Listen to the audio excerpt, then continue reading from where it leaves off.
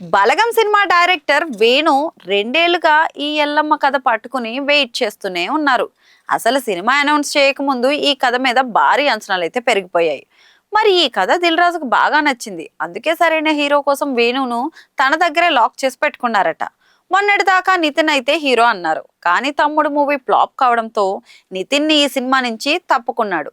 ఇక దాంతో శర్వానంద్ పేరు అయితే బలంగా వినిపించింది, కానీ అతను కూడా ఫైనల్ కాలేదని అర్థమవుతుంది. చూస్తుంటే అసలు తెలుగులో ఈ కథకు కరెక్ట్ హీరో ఎవరూ దొరకట్లేదని ప్రచారం కూడా ఉంది.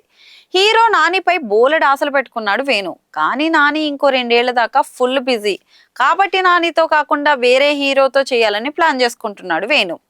ఇక తెలుగులో ఎవ్వరూ ఈ కథలో నటించేందుకు ఒప్పుకోవట్లేదట. ఎందుకంటే కథ చాలా బలంగా ఉంది, హిట్ అయితే ఎక్కడికో వెళ్ళిపోతుందని భావిస్తున్నారు. కానీ ఏ మాత్రం తేడా కొట్టినా ఆ ఎఫెక్ట్ మామూలుగా ఉండదట. అందుకే కథ ఇందులో హీరో పాత్ర విషయంలో చాలా చర్చలు జరుగుతున్నాయి.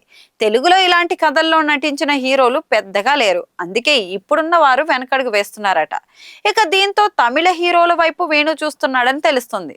మరి ఈ సినిమాలో ఖచ్చితంగా ఓ పెద్ద హీరోనే కావాలని వేణు చూస్తున్నాడు. అందుకే తెలుగులో చిన్న హీరోలను సంప్రదించకుండా నేరుగా తమిళ స్టార్లకు గురి పెడుతున్నాడు. ఇక కార్తీ పేరు కూడా ఈ మధ్య వినిపిస్తోంది. మరి ఎవరు ఫైనల్ అవుతారో అనేది చూడాల్సిందే.